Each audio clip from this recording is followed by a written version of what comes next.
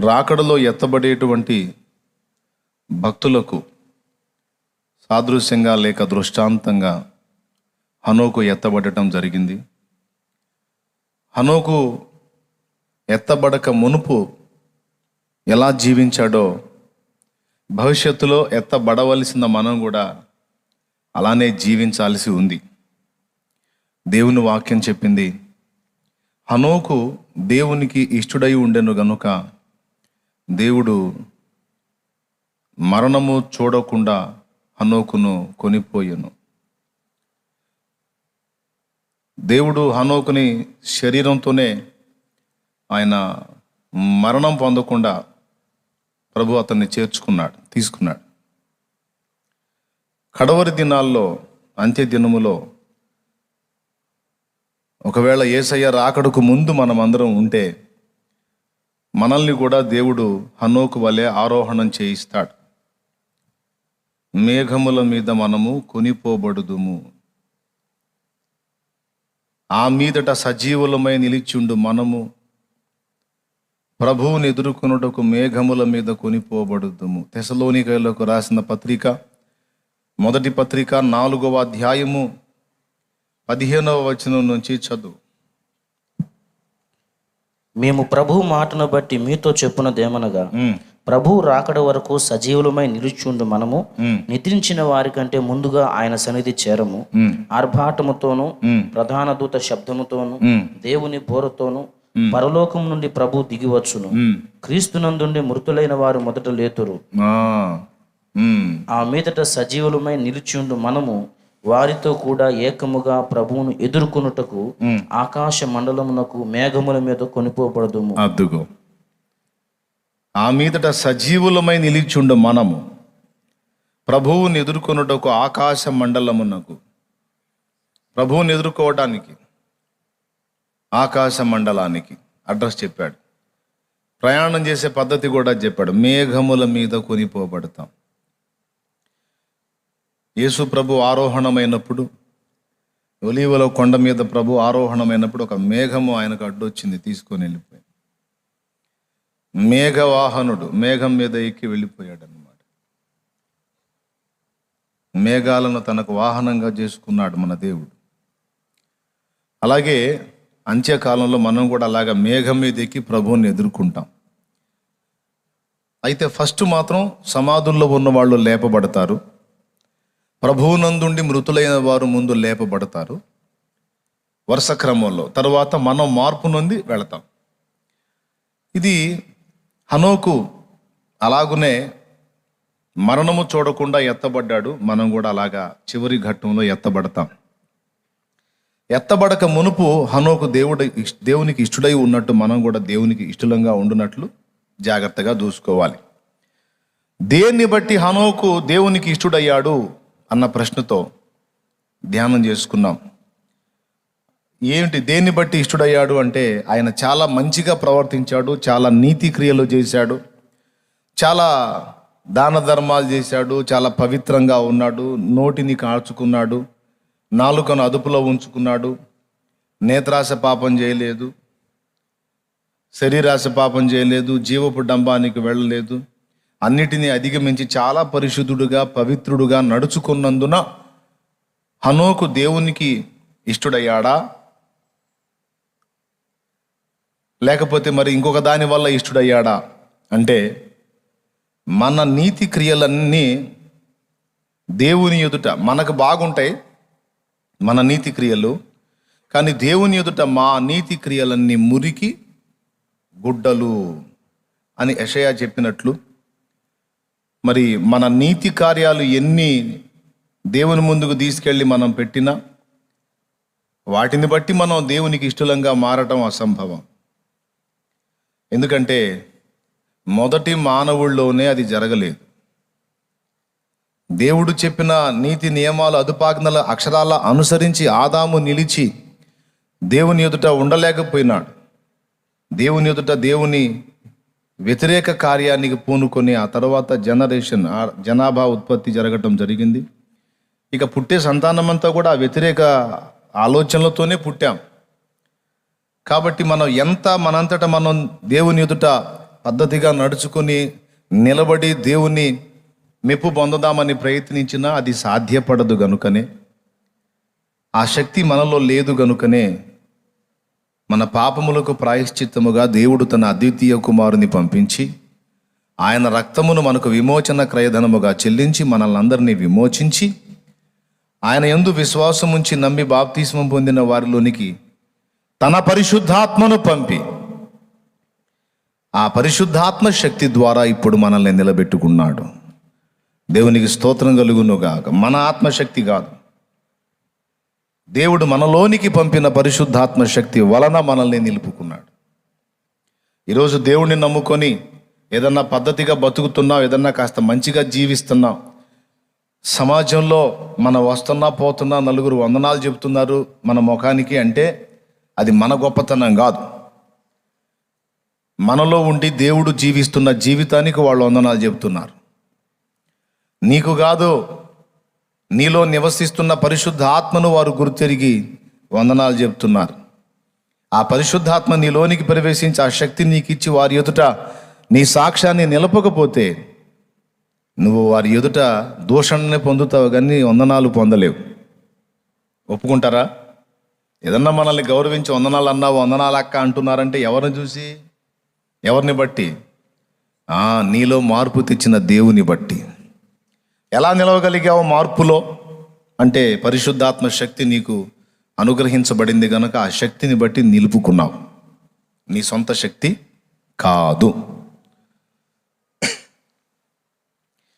హనోకు దేవునికి ఇష్టుడై ఉన్నాడు. దేన్ని బట్టి అంటే ఒకే ఒక్క మాట చెప్పాడు, విశ్వాసమును బట్టి హనోకు దేవునికి ఇష్టుడై ఉండెను. విశ్వాసమును బట్టి హనోకు మరణము చూడకుండా కొనిపోబడెను. గుర్తుపెట్టుకోండి, మనం ఎంత మంచిగా ప్రవర్తించి దేవునికి ఇష్టలం అవుదామన్నా సాధ్యం కాదు. మనం ఆయన యందు విశ్వాసం ఉంచుటను బట్టి దేవుడు మన యందు ఇష్టపడతాడు. ఆయన యందు విశ్వాసం ఉంచిన వారిని దేవుడు ఇష్టపడుతున్నాడు. ఆయన యందు విశ్వాసం ఉంచకుండా ఎంత నీతిగా బతికినా ఇష్టుల లెక్కలోకి ఒక వ్యక్తి రాడు. మళ్ళీ చెప్తున్నా, దేవుని యందు విశ్వాసం ఉంచకుండా మానవుడు తన స్వనీతి క్రియల చేత ఎంత మంచిగా నడుచుకున్నా దేవునికి ఇష్టుడు కాజాలడు. ఎందుకంటే వీడు ఎంత జాగ్రత్తగా నిలబడ్డా ఎక్కడో చోట రంధ్రాలు కనపడుతూనే ఉంటాయి దేవునికి. ఎందుకంటే ఆయన తన కోణంలో నుంచి, తన పరిపూర్ణతలో నుండి మనల్ని గుర్తించినప్పుడు అష్ట వంకర్లు కనపడతాయి. తమ్ముడా మనకి బాయ్ జాగ్రత్తగా నువ్వు చెప్పు, స్తోత్రం చెప్పు, చెప్పు, గట్టి చెప్పు. ఏం కనపడతాయి? అష్టవంకర్లు కనపడతాయి. అందుకే నీ వల్ల కాదు నాయనా అని మనకి సపోర్ట్ ఇచ్చాడు యేసయ్య. ఇప్పుడు దేని విషయంలో హనోకు దేవుని యందు విశ్వాసం ఉంచాడు అనేది నేను చెప్దాం అనుకున్నాను, కానీ ముందు దానిలో సమయం చాలలేదు, అందుకని రెండవ దానిలోకి వచ్చాను. దేవుని యందు విశ్వాసం ఉంచే విషయంలో సహజంగా అందరూ కూడా తమ జీవితాల్లో ఏవైనా కార్యాలు జరిగే విషయంలో విశ్వాసం ఉంచాలి అనుకుంటారు. నువ్వు విశ్వాసం ఉంచినట్టయితే దేవుడు ఈ అద్భుతం నీకు చేస్తాడు. ప్రార్థన చేశావు, విశ్వాసంతో జరిగిద్ది కార్యం అని కార్యాలు జరిగే విషయంలో విశ్వాసాన్ని ఎక్కువ వాడతా ఉంటారు. అవునా? నువ్వు బాగా దేవుని యందు విశ్వాసం ఉంచి ప్రార్థన చేసినట్టయితే ఈ కార్యం జరిగిద్ది అని విశ్వాసం అనే పదం అక్కడ ఎక్కువ వాడటం నేను విన్నాను. కానీ ఒక కార్యసిద్ధికి మాత్రమే విశ్వాసము కాదు. వాస్తవంగా మనందరం పాపులం, మనందరం నరకపాత్రులం. కానీ మనం నరకానికి వెళ్లకుండా నిత్య జీవానికి వెళ్ళాలంటే మనందరి పాపములకు ప్రతిగా ప్రభు తన ప్రాణాన్ని ధారపోశాడు, చనిపోయి తిరిగి లేచాడు. ఆయన యందు విశ్వాసం ఉంచిన వారిని నిత్య జీవానికి తీసుకువెళతాడు అని మనం ప్రభువునందు విశ్వాసం ఉంచితే అప్పుడు మనకు నిత్య జీవం. యేసు ప్రభువని నోటితో ఒప్పుకొని హృదయమందు అంగీకరించి విశ్వసించి ఆయన యందున్న ఎడల అప్పుడు మనకు రక్షణ కలుగుతుంది. మన రక్షణాధారం ఆయన యందు విశ్వాసమే, విశ్వాసం ఉంచుటయే. అంటే అర్థం ఏంటంటే, నా అంతటా నేను తండ్రి అయిన దేవుని ఎదుట నిలవలేను, అయితే నాకు బదులు ఇదిగో ఈయన ప్రాణం పెట్టాడు గనుక ఆయన ద్వారా నేను వెళ్ళగలను. స్తోత్రం. అని యేసు ద్వారా మాత్రమే నేను పరలోకం చేరతాను, ఇక ఏ విధంగా కూడా నేను పరలోకం చేరే అవకాశం లేదు అని నువ్వు గ్రహించి అలాగున్న ప్రభువుని విశ్వసించి ఆయన ఆజ్ఞకు విధేయత చూపి మారు మనస్సు పొంది పాత జీవితాన్ని త్యజించి నూతన జీవితం కొరకు బాప్తిస్మం పొందినట్లయితే నువ్వు దేవుని యందు విశ్వాసం ఉంచి క్రియ చేసిన వాడివి అవుతావు. ఆ విశ్వాస సంబంధమైన క్రియ, విశ్వాసము మరియు క్రియ నీ రక్షణకు కారణమవుతుంది. దేవునికి స్తోత్రం కలుగును గాక. చెప్పండి, ఆత్మరక్షణకు ఆధారం ఏది? విశ్వాసమే. పెద్దగా చెప్పాలి. రైట్. నీవు నిత్య జీవం చేరున్నట్లు దేవుణ్ణి నమ్మవలసి ఉన్నది, దేవుని విశ్వసించవలసి ఉన్నది. ఒక అద్భుత కార్యం జరగటానికి మాత్రమే విశ్వాసం కాదు, అసలు మన రక్షణకు ఆధారమే విశ్వాసం. మీరు విశ్వాసమును బట్టి కృపచేతనే రక్షింపబడ్డారన్నాడు. మీరు దేవుని కృప చూపాడు మీ పట్ల, ఆ కృపను మీరు నమ్మారు, అదే మీ రక్షణ. క్లియర్గా ఉందా? ఏమన్నా డౌట్ ఉందా? క్లియర్గా ఉంది కదా? రైట్. హనోకు కూడా ఇదే నమ్మాడు. అబ్రహాము, హనోకులు సైతం ఇదే నమ్మారు. ఏమిటి అంటే, నేను 300 సంవత్సరాలు దేవునితో నడిచాను, ఈ 300 సంవత్సరాల జీవితంలో ఎన్నో అడుగులు జారిన అనుభవాలు ఉన్నాయి, ఎన్నో దారి తప్పిన అనుభవాలు ఉన్నాయి, ఎన్నో ఎదురు దెబ్బలు తిన్న అనుభవాలు ఉన్నాయి. కానీ ఎన్ని అనుభవాల్లో గుండా నేను ప్రయాణం చేసినా నేను ఆయన యందు నిరీక్షణ ఉంచి ఉన్నాను, ఆయన యందు విశ్వాసం ఉంచి ఉన్నాను. నేను నా మీద నేను ఆనుకోలేదు, కానీ నన్ను రక్షించగలడని ప్రభువునందు నేను నమ్మిక ఉంచాను. ఆయనే నా రక్షణ ఆధారమని తను పూర్తిగా దేవుని మీద విశ్వసించినందున హనోకు దేవునికి ఇష్టుడయ్యాడు. దేవునికి స్తోత్రం కలుగును గాక. ఉదాహరణకి ఆయన కూడా కుటుంబ జీవితంలో చెడిపోయిన సమాజం మధ్యలో బతికాడు హనోకు. భార్య కొన్నిసార్లు ఇబ్బంది పెట్టొచ్చు, పిల్లలు ఇబ్బంది పెట్టొచ్చు, వాళ్ళను తిట్టొచ్చు, కొట్టొచ్చు, ఏదో చేసి ఉండొచ్చు. మరి దేవునితో నడిచేవాడు అలాగా కోప్పడకూడదు, అలాగా తిట్టకూడదు, అలా కొట్టకూడదు అని కొన్ని నియమాలు ఉన్నాయి.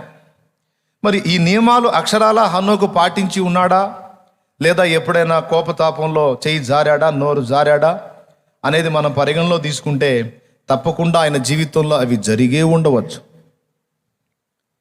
ఒకవేళ అవి జరగకుండా ఆ దేవునితో పరిచయమైన దగ్గర నుండి చివరికి ఆరోహణమైన దాకా ఏ ఒక్క తప్పు హనోకులో కనబడకపోతే, హనోకు తనంతట తానుగా పరిపూర్ణుడుగా కనబడితే దేవుడు ఖచ్చితంగా రాయించేవాడు.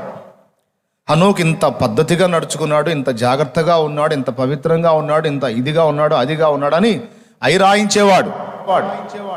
కానీ హనోకు విషయంలో రాయించలా. అతడు దేవుని యందు విశ్వాసం ఉంచాడు, అంతే, ఇష్టడైపోయాడు అన్నాడు. ఈ ఒక్క మాటనే చూపించాడు, కానీ అతని పర్సనల్ లైఫ్లోని విషయాలన్నీ చూపించలా. ఎందుకు చూపించలేదు అంటే, మన కోణంలో ఆయన జీవితంలో కూడా ఎదురు దెబ్బలు తగిలి ఉండవచ్చు. అయితే హనోకు గొప్పతనం ఏంటంటే, ఎన్నిసార్లు తన ఆత్మీయ జీవితంలో ఎదురు దెబ్బలు తగిలినా అపవాదికి చోటు ఇవ్వకుండా దేవుని పాదాలనే గట్టిగా హత్తుకున్నాడు. అది ఆయన గొప్పతనం. మన ఆత్మీయ యాత్రలో, మన ప్రయాణంలో కొన్నిసార్లు మనం ఊహించని శోధనల్లో పడతాం. మనం అనుకోము అలా చేయాలని, మనకిష్టం లేదు అలా ప్రవర్తించాలని, అన్ఎక్స్పెక్టెడ్ అలా జరిగింది. ఎప్పుడైతే దేవుడు దుఃఖపడే చర్య మన ద్వారా జరిగిందో వెంటనే దురాత్మలు మనల్ని రౌండ్ చేస్తాయి, సైతాను మనల్ని రౌండ్ చేస్తాడు.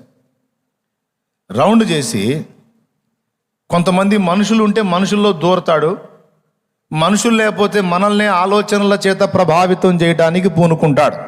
బాగా వినండి, ఒక ముఖ్య సంగతి చెప్తున్నా.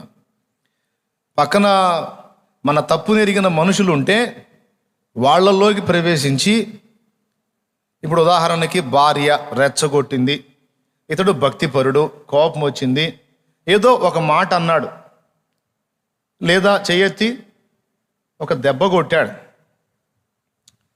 తర్వాత బయలుదేరి కోటానికి బైబిల్ తీసుకున్నాడు. భార్య ఏమంటదండి? భక్తుడు, మహాభక్తుడు బయలుదేరాడు, నీలాంటి వాళ్ళ కోసమే దేవుడు ఎదురు చూస్తున్నాడు. అసలు నీ ప్రార్థన వింటాడా దేవుడు? అసలు దేవుడి ముందు నువ్వు ఒక వేషధారివి, చేసిందంతా చేసి మళ్ళీ తగుదనమ్మా అని పోతున్నావు ఆ దేవుని దగ్గరికి. సిగ్గులేదు? అసలు బైబిల్ గ్రంథం ఎట్లా పట్టుకోబుద్ధి అవుతుంది నీకు? పరిశుద్ధ గ్రంథం ఎట్లా పట్టుకుంటున్నావు? నువ్వు చేసిందేమిటి? ఏం ముఖం పెట్టుకొని దేవుని సన్నిధికి వెళ్తావు అని భార్య అనొచ్చు, భర్త అనొచ్చు, పిల్లలు అనొచ్చు, తల్లులు అనొచ్చు. లేదా పక్క వాళ్ళతో గొడవ అయితే వాళ్ళు కూడా అనొచ్చు. నువ్వు బైబిల్ తీసుకుని వెళ్తుంటే, ఈ ముసుగులకి ఈ వేషాలకి ఏం తక్కువ లేదు, భక్తులు బయలుదేరిపోతూ ఉంటారు, చేసే అన్ని చేసి అని వేస్తారు మాటలు. స్తోత్రం అనరా? పక్కాళ్ళతో గొడవ అయింది, ఆ గొడవ అయిపోయింది, బైబిల్ తీసుకొని ఏదో మనం బయలుదేరినప్పుడు ఖచ్చితంగా వాళ్ళు ఎత్తిడిస్తారు. ఇప్పుడు ఏం చేయాలా? వాళ్ళు అన్నది నిజమే, దేవుడు పరిశుద్ధుడు, మనమేమో తేడా పడ్డాం. వాళ్ళు అన్నది మంచి మాటే, కరెక్టే, నిజమే, అబద్ధం కాదు అది. ఏ మాట? దేవుడు పరిశుద్ధుడై ఉన్నాడు, నువ్వు పాపివై ఉన్నావు, ఏ ముఖం పెట్టుకొని ఆయన దగ్గరికి వెళతావు? ఏ ముఖంబు తోడవత్తును అని భక్తుడు ఒక ఆయన పాట రాశాడు. ఏ ముఖం పెట్టుకొని వచ్చేదయ్యా ఇంత బుద్ధిహీనుడిని, ఇంత బలహీనురాల్ని అని ఒక ఆయన పాట రాశాడు, వెనకటి పెద్ద ఆయన. అసలు ఏ ముఖం పెట్టుకొని రావాలంటే ఏ ముఖం పెట్టుకొని పోతావని అని ఎవరు అన్నారు? ఈయనతో ఎవరు అన్నారు? శత్రువు ఆ ఆలోచన అతనిలో పుట్టించాడు. సిగ్గులేదు? అసలు ఇంత దరిద్రపు క్యారెక్టర్ పెట్టుకొని, ఇంత బలహీనురాలు అయి ఉండి తగుదునమ్మా అని పోతున్నావా దేవుని ముందుకి? సిగ్గులేదు అని నీ మనస్సాక్షిని వాడు ప్రేరేపిస్తాడు, మనుషులు ప్రేరేపిస్తారు. అప్పుడు హనోకు ఏమంటాడో తెలుసా? హనోకు, నన్ను ఈ ప్రశ్న అడగటానికి మీకేం అధికారం ఉన్నది? నన్ను ఈ మాట అడగటానికి నీకేం సంబంధం ఉంది? నీకేం అధికారం ఉంది? ఒరే సైతాన్, ఓ దురాత్మలారా, నాకు ఇట్టి ఆలోచనలు పుట్టిస్తున్నారు, నన్ను ఇలా ప్రశ్నిస్తున్నారు, మీకేం అధికారం ఉంది? అడిగితే ఏ ముఖం పెట్టుకొని వస్తున్నావురా సిగ్గులేనోడా అని అడిగితే, నన్ను ప్రేమించి సృష్టించి నా కోసం ప్రాణం పెట్టి తిరిగి లేచినవాడు అడగాలి,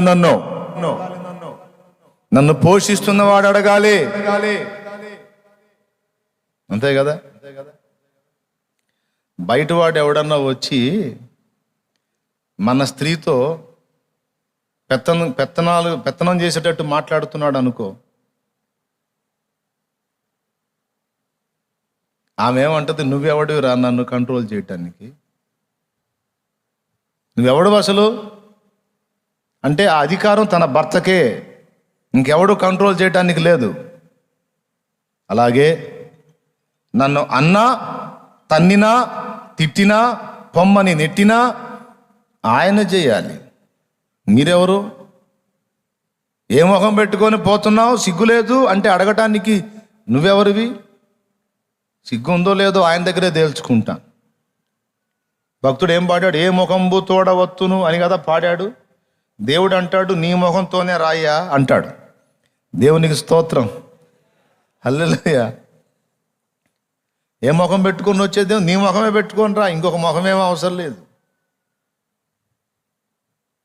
నేను దేవుని ప్రేమను నమ్ముచున్నాను.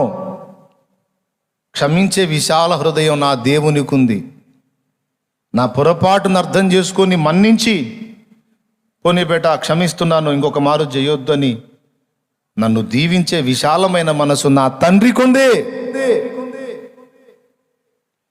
అందుకనే బరి తెగించి ఎట్ట తయారయ్యారు అని కాదు. పాపము నిండిన జగతిలో, సమాజంలో నేను బ్రతుకుతున్నాను. ఆ పాప ఆకర్షణకు లోనైన నా దేహంలో నేను బ్రతికీడుస్తున్నాను. నాకుగా ఇష్టము లేదు. కానీ నన్ను చుట్టుముడుతున్న శోధనల వలన ఎక్కడో చోట, ఏదో సందర్భంలో ఎక్కడో చోట నేను బలహీనపడుతున్నాను. అలా పడకుండా నిలవడానికి నా వంతు నేను కృషి చేస్తున్నా. ఇది దేవుడికి తెలుసు. నా వంతు నేను తప్పించుకోవడానికి ప్రయత్నం చేస్తున్నా. ఇది దేవుడు చూస్తున్నాడు. ఎంత తప్పించుకుందామని ప్రయత్నం చేసి జాగ్రత్తలు తీసుకున్నా, ఎక్కడో చోట జారి పడుతున్నా. ఇది నా దేవునికి తెలియదా? నా బిడ్డ పోరాడుతున్నాడా లేదా, పోరాడుతుందా లేదా అనేది నా దేవుడు చూడట్లేదా? చూస్తున్నాడు.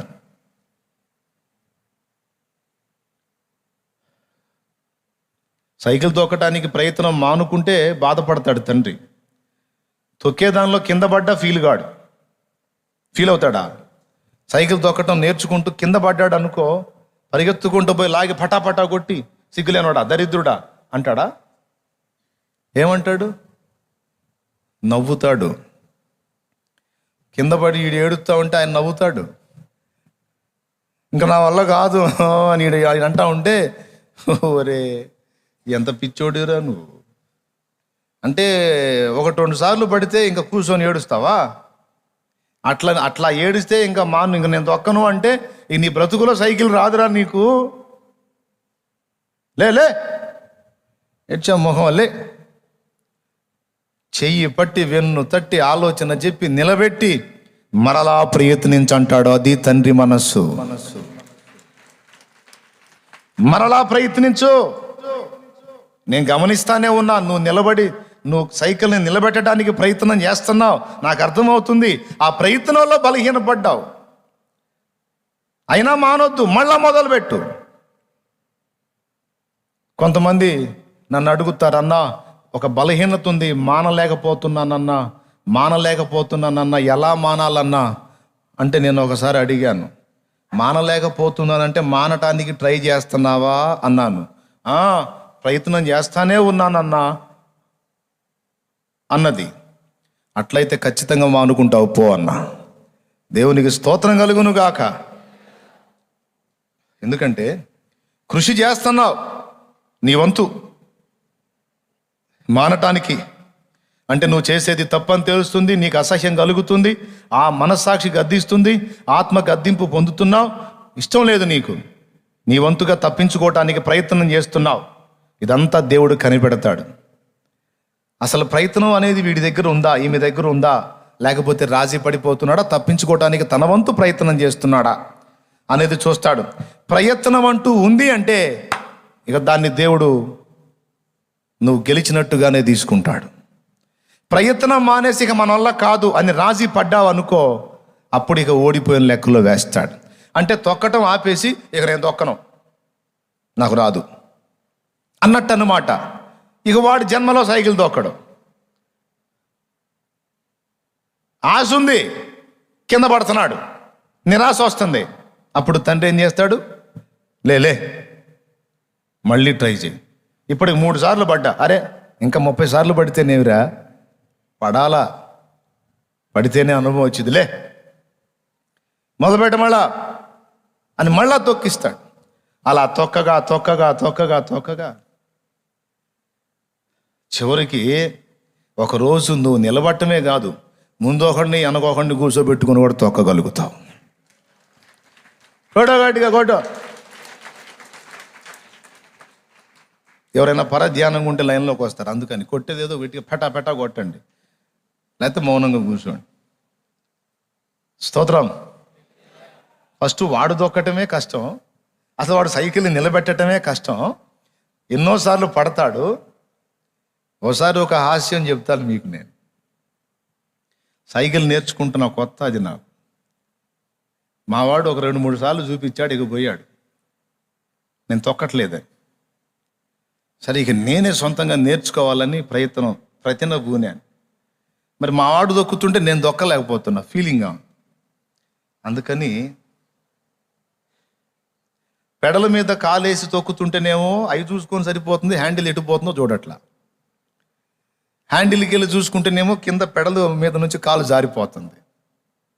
ఆ పెడలు వచ్చి కాలు కొట్టుకొని దెబ్బ తగులుతుంది, నొప్పి పుడుతుంది.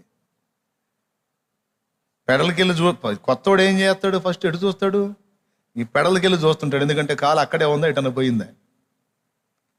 అవునా? ఈ పెడలకి వెళ్ళి చూస్తే హ్యాండిల్ ఎటో పోతుంటుంది. అందుకని నేను ఒక ఐడియా చేశా. మా హైవే రోడ్డు బాగా ఎత్తుంటుంది, మా బజార్ ఉంది, పొడవు బజారు. ఆ హైవే రోడ్డు ఎత్తు, అక్కడ నుంచి మెరక పోసారు ఇట్లాగా. అక్కడ నుంచి బళ్ళు దిగి రావటానికి స్లోపుగా అది మెరక పోసారు. నేను హైవే మీదకి వెళ్ళా సైకిల్ తీసుకొని. ఇప్పుడు మనం తొక్కే అవసరం ఉండదు, జస్ట్ పెడల మీద అలా కాళ్ళు పెట్టి ఇలా పట్టుకుంటే చాలు, అదే పోతుంటుంది. చూసారా ఆవిడ? బాగుంది కదా. పాపం ఒక ఆయన ఆ బజార్లో పక్షవాతం వచ్చి సాయంత్రం 6 ఈ పని చేసింది. నేను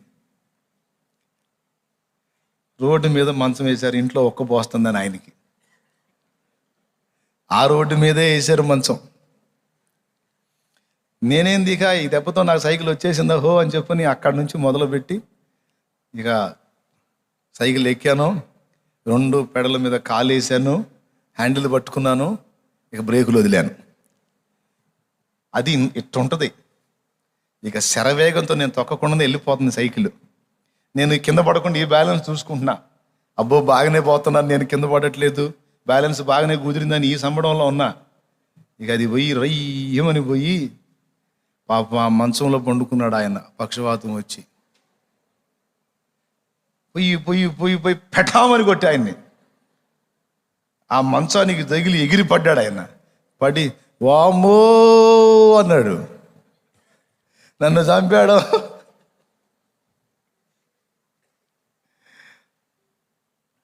నేను కూడా కింద పడ్డా. మరి అది అక్కడ బ్యాలెన్స్ కాల. ఇప్పుడు రోడ్డుకు ఏదన్నా అడ్డు వస్తే పక్కకి ఎలా తిప్పాలో తెలియదు, ఇలాగ పట్టుకొని పోతున్నా. సరిగ్గా మంచం అందుబాటులోకి వచ్చింది, అది కూడా ఆయన తల సరిగ్గా ఉంది. అయితే దేవుడి దయ వల్ల మంచంలో ఉన్నాడు కాబట్టి ఇబ్బంది లేదు. అది విడిగా కానీ కూర్చున్నట్టయితే ఇక అప్పటితో వెళ్ళిపోయేవాడు.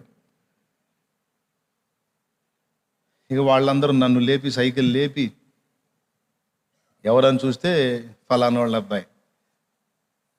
ఎవడరా నువ్వు, బుద్ధి లేదా, పిల్లోడిని బాబా అని పంపించారు. పాపం ముసలివాడిని చిన్నగా లోపలికి తీసుకెళ్ళారు. దేవునికి స్తోత్రం కలుగును గాక. హల్లెలూయా. అది చాలా అవమానం అనిపించి ఇంకా సైకిల్ తగ్గకూడదు అనిపించింది. మళ్ళీ మావాడు దొక్కుతా కనపడుతున్నాడు.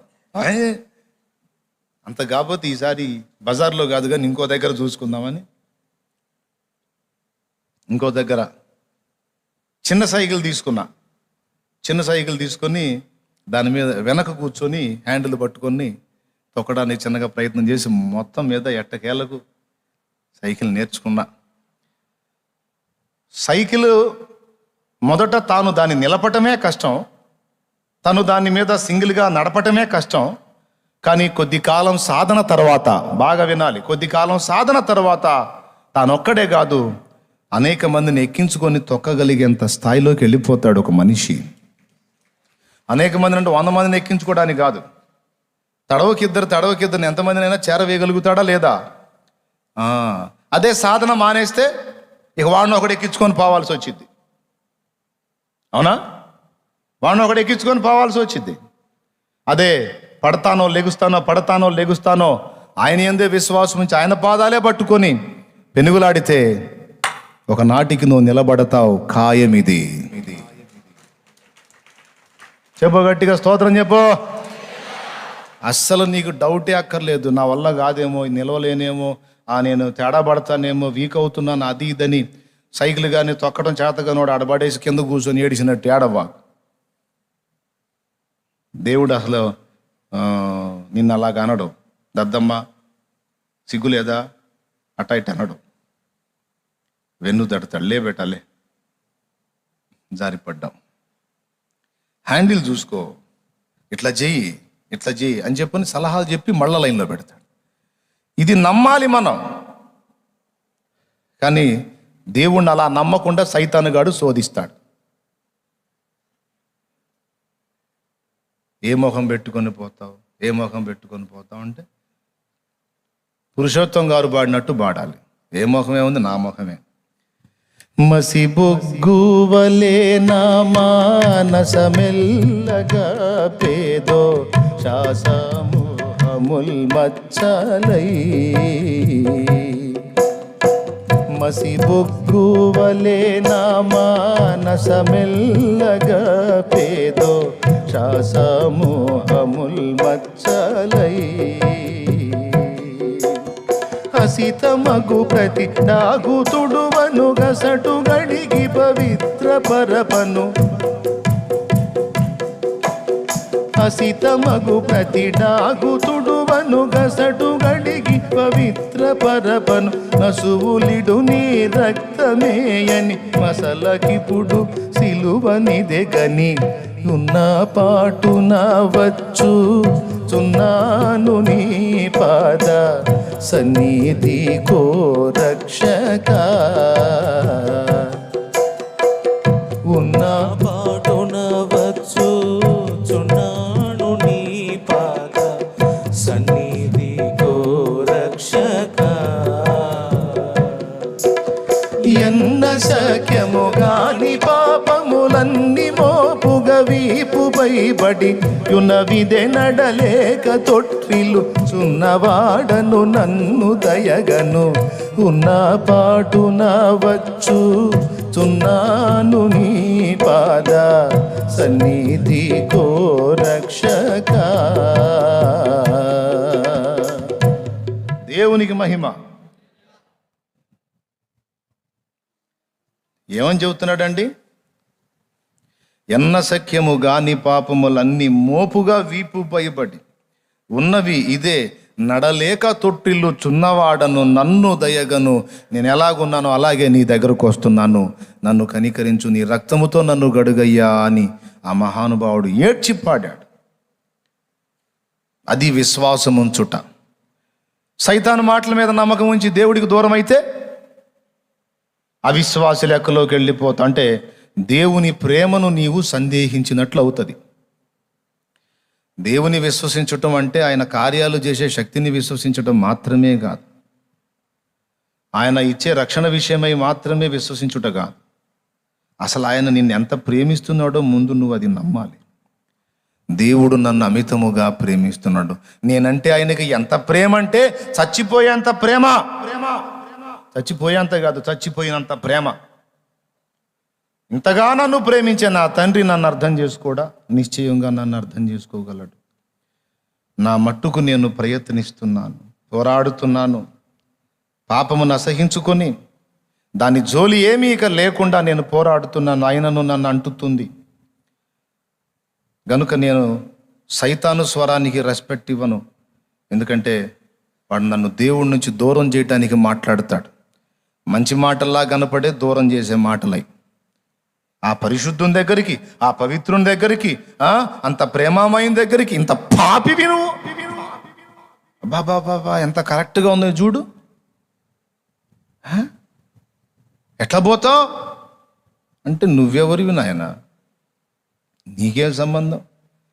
ఇవన్నీ ఆయన అనమను, నన్ను నా దేవుణ్ణి అనమను, అప్పుడు మానుకుంటాను నేను.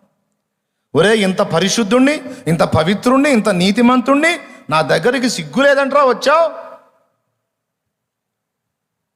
అని ఆయన అనమను, అప్పుడు ఆగుతా. నువ్వెవడివిరా నాకు చెప్పడానికి? ఏ మనుషునితో అయినా సరే అదే చెప్పాలి. నువ్వెవరివి నన్ను ఆగమనటానికి? నా దేవుడు నన్ను అంటే అప్పుడు ఆగుతా. కానీ ఆయన అనడం, నా యొద్దకు వచ్చు వారిని నేను ఎంత మాత్రము బయటకు త్రోసివేయను అన్నాడు. ఆ? నువ్వు కింద పడి కూడా మళ్ళా పోయి ఆయన దగ్గర కూర్చున్నావంటే ఆయనకి ఏం అర్థమవుతుంది? పాపం వీడి వంతు వీడు ప్రయత్నం చేస్తున్నాడు, పాపం బలహీన పడ్డాడు, అయినప్పటికీ నా ప్రేమను నమ్మాడు, నేను క్షమిస్తానని నమ్మాడు, మళ్ళీ అవకాశం ఇస్తానని నమ్మాడు, అందుకే నా దగ్గరకు వచ్చాడు. పోన్రా బాబు, ఇంకా చేయకు, జాగ్రత్తగా చేయి, మళ్ళా సాధన చేయి, మళ్ళా ప్రయత్నం చేయి.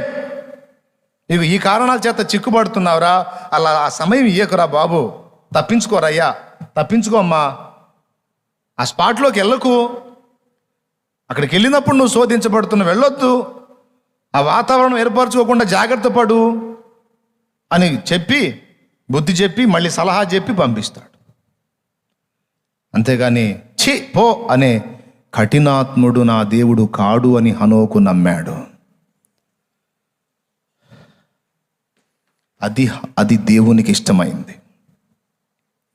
తప్పిపోయిన కుమారుడు డబ్బులన్నీ తీసుకెళ్ళి వేశ్యలతో తగలబెట్టి పనికిమాలిన వ్యాపారాలన్నీ చేసి, దుర్వ్యాపారాలు చేసి, దరిద్ర కొట్టు స్నేహాలతో తిరిగి అన్ని నాశనం చేసి ఇంటికి వస్తున్నాడు. తండ్రి ఏమనాలి? ఆ వెధవ వస్తున్నాడు, నా గడప తొక్కటానికి వీల్లేదు, పొండి, వాడి ముఖం కూడా చూడండి చెప్పండి. దరిద్రుడు కష్టార్జితం అంతా తీసుకెళ్ళి నాశనం చేసి వచ్చాడు, సిగ్గు లేకుండా భిక్షగాడి గెటప్ వేసుకొని వస్తున్నాడు వెధవ. నా నుండి దూరం అయితే ఎవడి బతుకైనా అంతే, పొమ్మను ఆ వెధవని, దరిద్రుణ్ణి, వాడి ముఖం కూడా నేను చూడను, పొమ్మను అని చెప్పాడా? అలా చూపిస్తాడు సైతానగాడు మనకి. దేవుణ్ణి అలా చూపిస్తాడు సైతానగాడు, దేవుణ్ణి మనకు అలా చూపించడానికి ట్రై చేస్తాడు. అట్లా చూడొద్దు. మరేం చేశాడు తండ్రి? అరే వాళ్ళంత దూరంలో ఉండగా పని వాళ్ళు గుర్తుపట్టలేదు, బజారోళ్ళు గుర్తుపట్టలేదు, ఎవరు కనుగొనలేదు. అల్లంత దూరంలో ఉండగానే దిగ్గున లేచి ఆనందంగా కళ్ళు వెలిగిపోయినాయి. పెద్దవాడు పరిగెత్తుకుంటా వెళ్తున్నాడు, పనివాళ్ళు వెంటబడ్డారు. అయ్యగారు పడిపోతారు, ఏమిటి ఈ ఆనందం, ఏమిటి పరుగేమిటి అంటే చెప్పట్లా, పరిగెత్తుతానే ఉన్నాడు. అన్నీ నష్టపూచి తగలబెట్టి పాడుపాడైపోయి భిక్షగాళ్ళలాగా అయిపోయి వచ్చిన కొడుకును చూసుకొని పరిగెత్తుకుంటా వెళ్ళి అమాంతం కౌగిలించుకొని మెడ మీద పడి ముద్దులు పెట్టుకుంటున్నాడా ఆ పిచ్చి తండ్రి.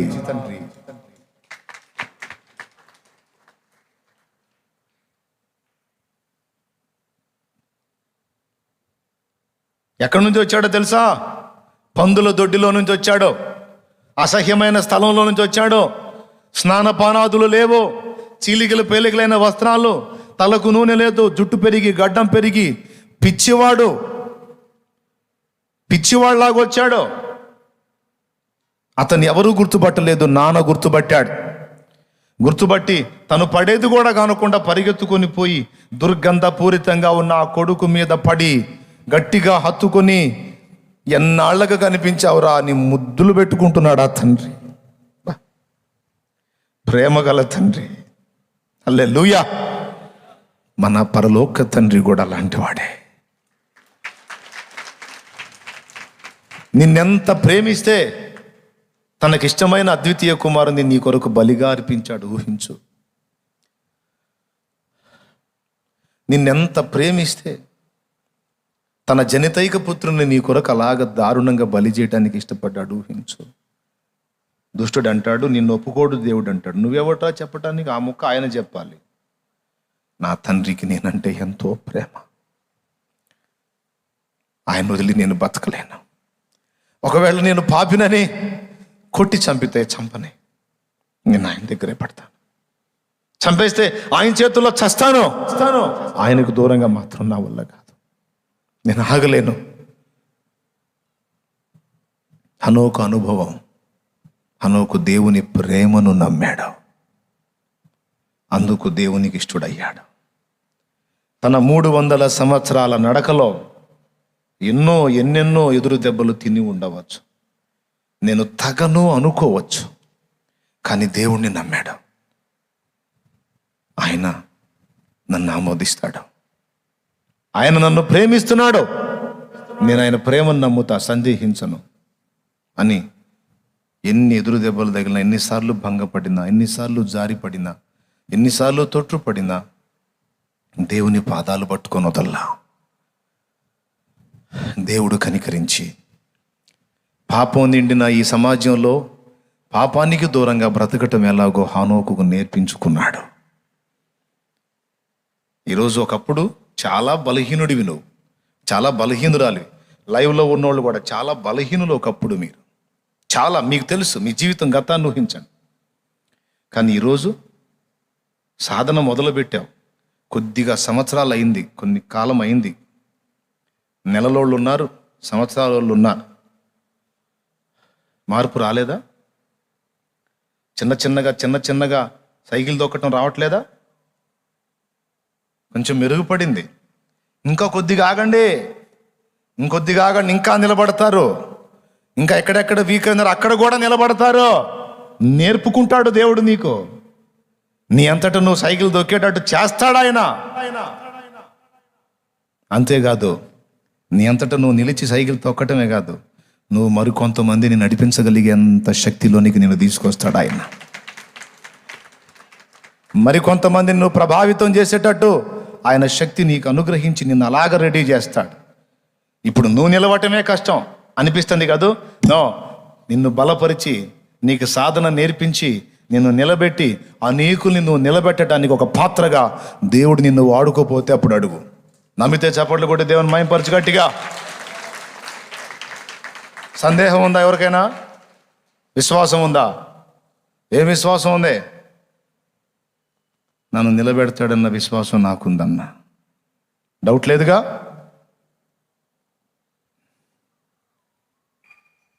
ఆలోచనల్లో, చేతల్లో, క్రియల్లో ఎక్కడన్నా తొట్టుపడిన అనుభవాలు నీ జీవితంలో పొడ చూపితే అవకాశం ఉన్నంత వరకు వాటి జోలికి పోకుండా జాగ్రత్త పడు. ఎందుకంటే అదొక మానసిక క్షోభ. తొట్టుపడి దేవుడు కనికరిస్తాడు, దేవుని వైపు మళ్ళుకోవచ్చని తొట్టు పడటానికి ప్రయత్నిస్తే మానసికంగా, శారీరకంగా గుల్ల అయిపోతావు. అందుకని ఆ గతి నీకు పట్టకుండా ఉన్నట్లు ముందే పాపాలకు దూరంగా జాగ్రత్తగా ఉండటానికి నీ వంతు కృషి నువ్వు చెయ్యి. అయినప్పటికీ నీ కూడా ఎక్కడన్నా దుష్టుడు నిన్ను శోధిస్తే నువ్వు దేవుని వైపు మళ్ళుకునే విషయంలో దేవుని యందు విశ్వాసం ఉంచమని మాత్రం చెప్తున్నాను నేను. ప్రియులారా, ఈ విషయాలు ఒక్కటే కాదండి, ఇంకా చాలా సంగతుల్లో మనం హనోకు వలె దేవుని మీద ఆధారపడాలి. ఇందాక చెప్పాను, డ్రైవర్ సీట్లో నువ్వు కూర్చొని ఇప్పటిదాకా బ్రతుకు నడిపావు, అది ఖాళీ చేసి దేవునికి ఆ స్థానం ఇవ్వు. 65 సంవత్సరాల వయసు వచ్చిందాకా హనోకు బండిలో హనోకే డ్రైవరు. 65 ఏళ్ళు వచ్చిన తరువాత దేవుణ్ణి గుర్తెరిగాడు. తన ఓన్ డ్రైవింగ్లో ఎంత దరిద్రం ఉందో గుర్తెరిగి డ్రైవింగ్ సీట్ ఖాళీ చేసి హనోకు ప్రభువుకి ఇచ్చాడు. నువ్వు కూర్చొని నడిపించు ప్రభువా అని. దేవుడు ఎప్పుడైతే హనోకు జీవితాన్ని నడపటం మొదలుపెట్టి దేవుడు జోక్యం చేసుకున్నాడో సుదీర్ఘ కాలం ఇక హనోకు జర్నీ బ్రేక్ అవ్వలేదు. గమ్యానికి దేవుడు చేర్చాడు, నిత్య జీవ గమ్యానికి. ఓకే, నమ్మాలి ఆయన నాయకత్వాన్ని. నేను ఆయన మీద ఆనుకుంటాను, ఆయన చెప్పినట్లెల్లా నడుస్తాను, చివరికి నేను ఆయన ఆశించిన గమ్యానికి చేరతాను. నాకు నమ్మకం ఉంది. కొంతమంది దేవుణ్ణి కూడా కావాలనుకుంటారు, కారు ఎక్కించుకుంటారు దేవుణ్ణి కూడా, వినండి. కానీ డ్రైవర్ సీట్లో వాళ్ళే కూర్చొని పక్కన సీటు దేవుడికి ఇస్తారు. అంటే సగం అది సగం అందే. పూర్తిగా లోబడరు, పూర్తిగా స్టీరింగ్ ఆయనకి అప్పచెప్పి వీళ్ళు పక్కన కూర్చోడానికి ఇష్టపడరు. సీట్లో వీళ్ళు కూర్చొని వీళ్ళు నడుపుకుంటా పక్కన ఆయన సలహాలు అడుగుతుంటారు అప్పుడప్పుడు, ఏం చేద్దాం దేవా అని. ఇంకా నన్ను అడిగేదే ఉందిరా, నువ్వే నడుపుకుంటున్నావుగా, పో నీ ఇష్టం వచ్చినట్టు అంట. కొన్నిటికి మాత్రం దేవుడు, కొన్నిటికి మాత్రం వాళ్ళకు అనుకూలంగా. నో, నా బ్రతుకు బండిని నేను పూర్తిగా దేవుని చేతికి అప్పగించినప్పుడు బాగుపడ్డాను నేను. నా మట్టుకు నా జీవితం చెబుతున్నాను నేను. పూర్తిగా ఆయన నడిపింపుకి అప్పచెప్పుకొని ఆయన పాదాల దగ్గర ఎక్కువ గడుపుకుంటూ ఆయన సలహాని పాటిస్తూ ఇక ఆయనే డ్రైవర్, ఆ రోజు నుంచి ఈ రోజు దాకా.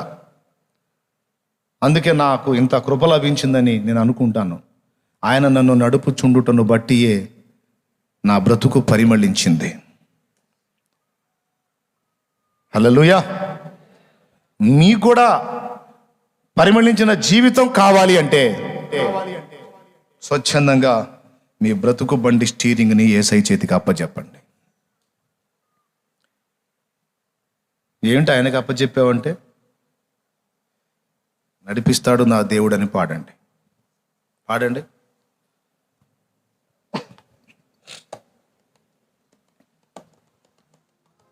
పాడుతున్నారా? పాడుతున్నారా?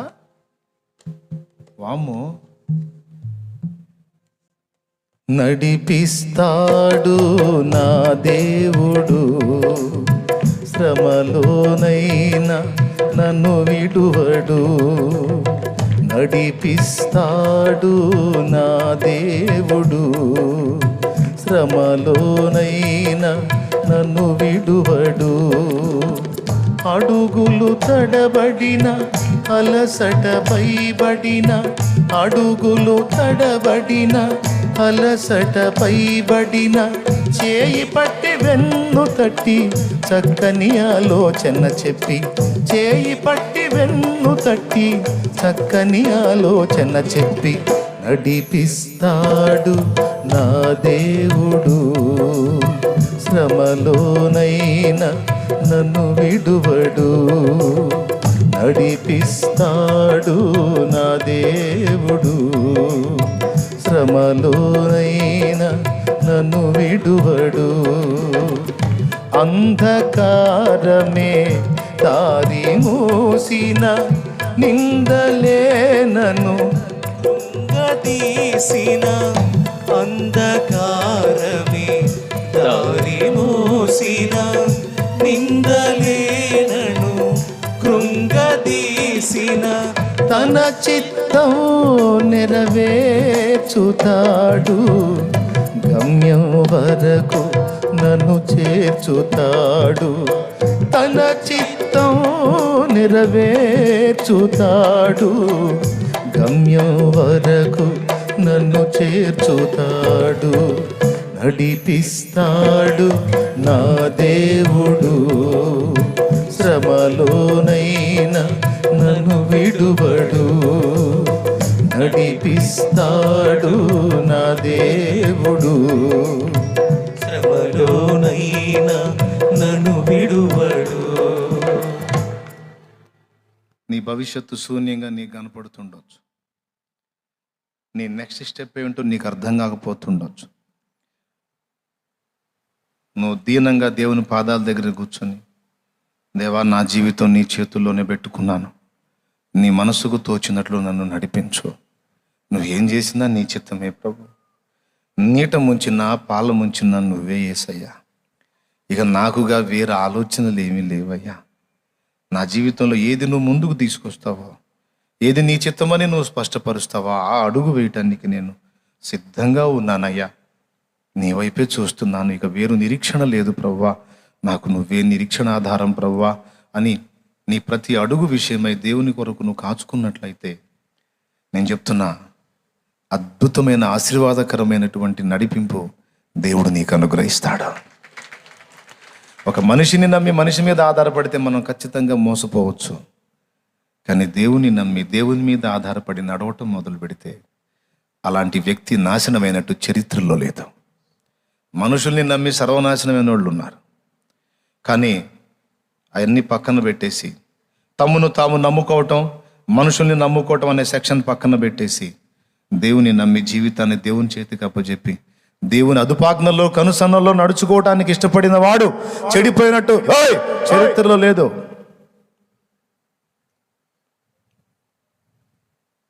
ఉందా? ఎవరు పాడైపోయారో చెప్పండి. దేవుని నడిపింపులో చరిత్ర పుటల్లోకి ఎక్కారు, ధన్యజీవులయ్యారు, వేల లక్షల మందికి దీవెనకరంగా మార్చబడ్డాయి వారి జీవితాలు, మాదిరైనాయి. దేవుని సంకల్ప ప్రకారం రెడ్ ఇండియన్ల మధ్యలోకి సేవ చేయడానికి వెళ్ళాడు డేవిడ్ బ్రైనార్డ్. పట్టుమని తన బ్రతుకాలంలో 5 సంవత్సరాల సేవలో 100 మందిని కూడా సంపాదించాడో లేదో డౌటే. కానీ ఆ 100 మందిని సంపాదించడం కోసం ఆయన పడిన పాటలన్నిటిని ఒక డైరీలో రాస్తే ఆ డైరీ మిషనరీలను తయారు చేసింది. ఆయన శ్రమల అనుభవాలు రాస్తే ఆ అనుభవాలు చదివిన విలియం కేరీ ఇండియాకు వచ్చాడని డేవిడ్ బ్రైనార్డ్ బుక్ మీద నేను చదివాను. డేవిడ్ బ్రైనార్డ్ డైరీ వలననే డేవిడ్ లివింగ్స్టన్ ఆఫ్రికా ప్రాంతానికి మరియు చైనా ప్రాంతానికి సేవకు వెళ్ళాడని నేను గుర్తించాను. వాళ్ళిద్దరూ కూడా సామాన్యులు కాదు. ఈరోజు పరిశుద్ధ గ్రంథం మన చేతుల్లో ఉందంటే ఎవరు మొదట? William Carey. దక్షిణాఫ్రికా, ఆఫ్రికా ఖండం, చీకటి ఖండం. ఆ ఖండంలో క్రీస్తు సువార్త జ్వాలలో రగిలినాయంటే డేవిడ్ లివింగ్స్టన్. వీళ్ళిద్దరినీ కనీసం 100 మందిని కూడా రక్షించలేకపోయినటువంటి డేవిడ్ బ్రైనార్డ్ జీవితం, డైరీ వాళ్ళను లేపింది. ఎంత దీవెన! దేవుని సంకల్ప ప్రకారం అడుగులు వేసిన వాడు తాను ఉండి చెప్పాల్సిన అవసరంలో తను వెళ్ళిపోయిన తర్వాత ఆయన రాసిన బుక్ గొప్ప గొప్ప మిషనరీలను తయారు చేసి లక్షల కోట్ల మందికి ఆశీర్వాదకరంగా మార్చిపడేసింది.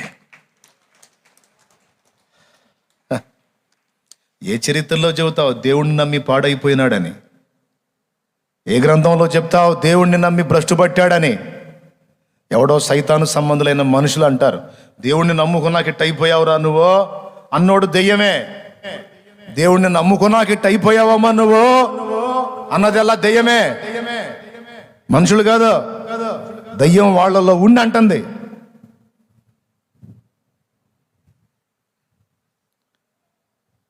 చరిత్రలో లేదు. సర్వనాశనం అయిపోయినటువంటి జీవితాలు సైతం ఆయన పాదాలను పట్టుకున్నప్పుడు మోడులు మళ్ళా క్రొత్త చిగుర్లు పెట్టినాయి. చేదుతో నిండిపోయిన జీవిత అనుభవాలు ఆయన పాదాలు పట్టుకున్నప్పుడు మధురమైన అనుభవాలుగా మారిపోయినాయి. మారాని మధురంగా చేసిన మన ప్రభు, చేదును మధురంగా తీయదనంగా మార్చగలిగిన మన దేవుడు మన బ్రతుకుల్లో చేదును కూడా అలా మార్చడానికి సమర్థుడని గుర్తెరిగి ఆయన చేతులకు మీ జీవితాలు సమర్పించండి. దేవుని విశ్వసించండి. నీ రక్షణకు విశ్వాసమే ఆధారం. అంతేకాదు, నీ క్షమాపణకు, నీ దిద్దుబాటుకు, నీ భక్తి సాధనకు ఆయన ప్రేమను విశ్వసించుటయే ఆధారం. సైతాను సంబంధులకి ఎడమివ్వబాకు. జారిపడిన దేవుని పాదాలే కౌగిలించుకో. తప్పిపోయిన కుమారుడు తన తండ్రి ప్రేమ గలవాడని నమ్మాడు. అలా నమ్మి వచ్చినందుకు సంతోషించాడు నాన్న. వెంటనే పరిగెత్తుకొని పోయి మెడ మీద పడి ముద్దులు పెట్టి ఏమన్నాడు? వీని వస్త్రాలు తీసివేయండి అన్నాడు.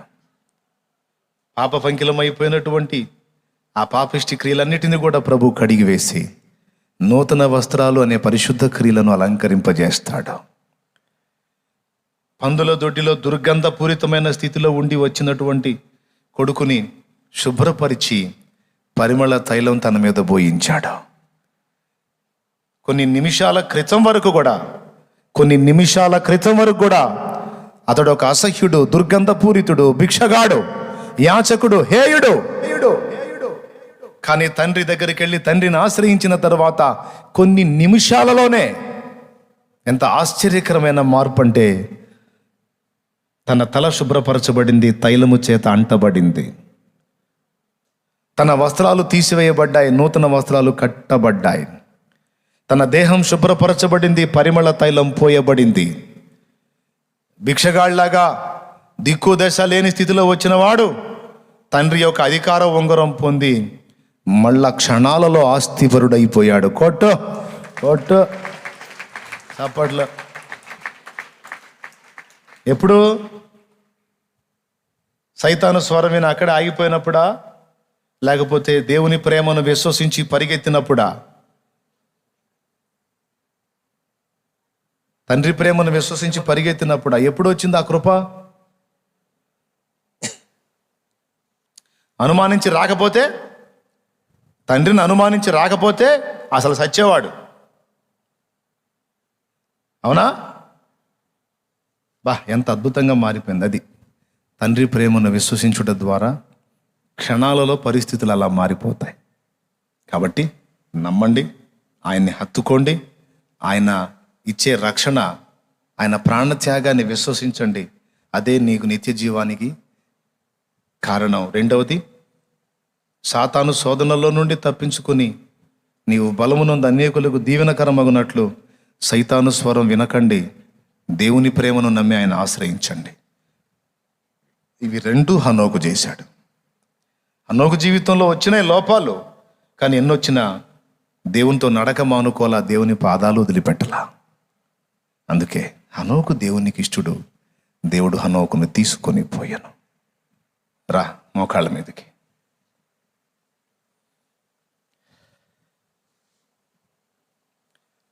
త్వరగా